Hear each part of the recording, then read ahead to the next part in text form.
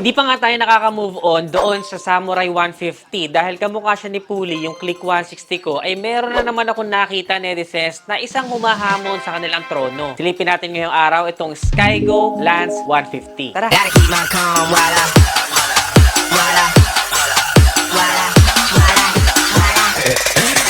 hold up. If we will set aside netizens yung lookalike factor, mapapansin mo talaga na merong ergonomic design na tila ba kayang-kayang magmabilis at kaya pa rin ihatid yung maximum comfort sa ating mga riders. Itong Lance 150, kaya naisipan ko siyang bigyan ng review para sa inyo. At ang dami din sa inyo nag-request mula doon sa previous video natin. At ito na nga, basta na-request niyo, gagawa natin yan ng vlog. Una sa napansin ko sa design niya netizens ay super futuristic na neto with daytime running lights. Naka-split LED na rin nga pala yung headlight na netizens kaya hindi masyado nakakasilaw sa mga nakakasalubong natin. Meron siyang maliit na visor that will help as well for good aerodynamics. Unlike dun sa Samurai na parang whole assembly yung kanyang front face, itong isang to ay meron din siyang separation. Kasing pogi nung sa Click 160. On the taillight naman netizens, parang may pagka maxi scoot style at meron din tayong dalawang nakahiwalay na LED lights na mga turn signals. Meron din siyang plate light at reflector para added visibility sa gabi. Sa personal netizens, maganda rin po ang kanyang paint job. Ngayon, pag-usapan naman natin kung ano nga ba ang may offer ng makina ng Lance 150. We have 4-stroke, single cylinder, 2 valves engine, single overhead cam, naka CVT dahil automatic ang kanyang transmission at of course ay EFI na rin po siya. Sa maximum power, meron tayong 9 kilowatts at 8,500 RPM at sa maximum torque naman ay meron tayong 11.8 Newton meters of torque at 5,500 RPM. Quite decent for this displacement and this category. Dahil hindi ko pa nga siya na-test drive netizens, ay hindi pa ako makakapagbigay ng actual fuel consumption ng motorsiklo na ito. Pero kung kayong tatanungin netizens, gusto nyo ba ng test drive review? Comment nyo naman dyan sa ibaba at baka makahiram tayo ng test unit. For this size of a motorcycle netizens, nakakatuwa kasi 7 liters na yung fuel tank capacity niya. Kasi usually kapag ganito kanipis ang motor, nasa around 5 liters lang. Pero ito, malaki na siya for its size. Meron din tayong malapad na seats para mas comfortable yung driver at yung angkas. It's just plain and simple. Wala tayong mga stitches masyado na nakita. And we also have a full assembly grab bar na mukhang sturdy naman at glossy yung finish for our pillion ride. Pero if ever man, gusto ko din siya makita sa personal para malaman natin kung kakasya ba dito yung accessories. Kagaya sa Click 160, let's say for example, bracket na kakailanganin natin para sa top box. If ever man, bagay na bagay kasi dito yung hybrid top box natin na kulay white. Hard plastic na siya pero hindi mo mahahalata kasi yung design niya parang alloy. Pwede nyo siyang i-check out dito sa Nedishop netizens ha. May bago na rin kaming branch sa Nedishop Tagapo. Visit lang kayo or check nyo yung comment section for the link. Para naman sa mga netizens natin dyan na may Filipino height kagaya ko ay 778mm po ang kanyang seat height. So even for me, ay abot ko po ang motorsiklo na ito and may re-recommend ko din siya of course for beginners or even lady riders. With the weight of 125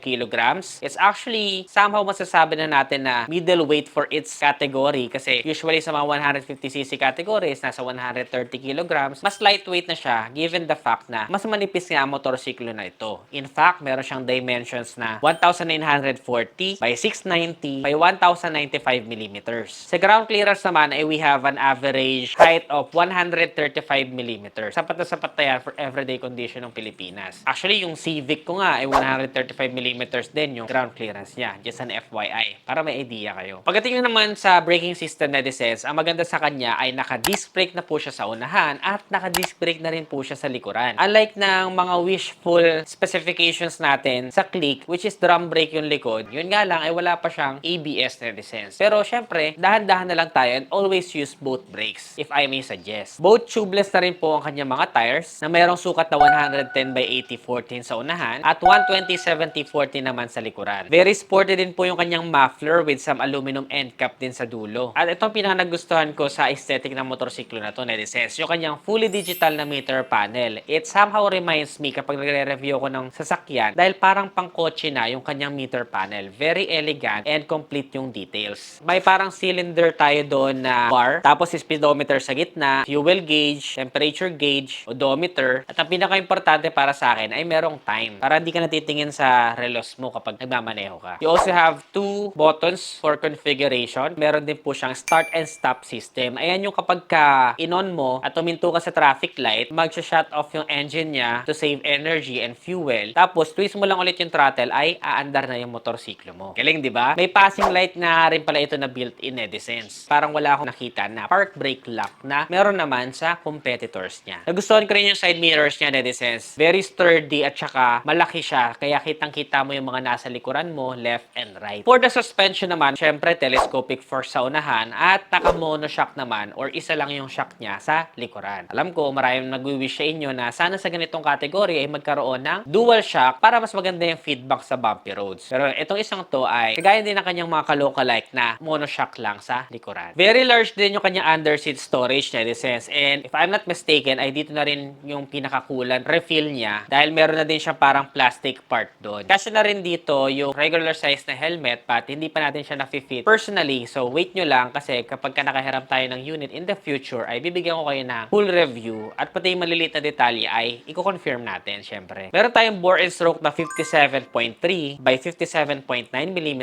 at meron din itong kill switch sa side stand. So kapag naka-side stand ka ay mamamatay yung makina, hindi mo siya mai-start for safety kasi kadalasan nalilimutan natin na naka-engage yung side stand, umaandar tayo, nagkakos yun ng accident. So that's very good na in-incorporate na rin nila itong ganitong maliit na detalye sa Lance 150 ng Skygo. Isa pa rin sa maganda sa motorsiklo na to, Nedesense, ay keyless system na po siya. May seat opening button na nga rin pala dito, Nedesense, kaya doon mo lang din pipindutin kung bubuksan mo yung upuan. At doon din sa ilalim ng upuan, nakalagay yung kanyang fuel tank, syempre. Bukod pa dyan, ay meron din siyang dalawang side pockets na yung isa may takip, kaya kapag binuksan mo, ay meron din siyang charging port. Habang yung kabila naman ay yung mas shallow na part. Meron din tayong mga hooks dyan, kaya kapag mamimili ka, doon mo lang isasabit. Open din yung kanyang legroom, kaya meron tayong tinatawag na gulay board, and meron ako nakita na konting puwang doon. I wonder if probably naandun yung kanyang battery placement. Pagdating naman sa design, Nedesense, very minimal lang yung decals niya, kaya premium talaga siyang tignan. May Skygo lang tayo doon sa may bandang gilid, sa unahan, at meron naman tayong Lance 150 doon sa may gilid, sa may bandang likuran. Oh, nagustuhan nyo ba ang Skygo Lance 150, Nedesense? Ang tanong, magkano nga ba ang presyo nito? Ito ngayon ay merong SRP na 97,000 pesos. Opo, tama ang narinig nyo. Wala pa siyang 100,000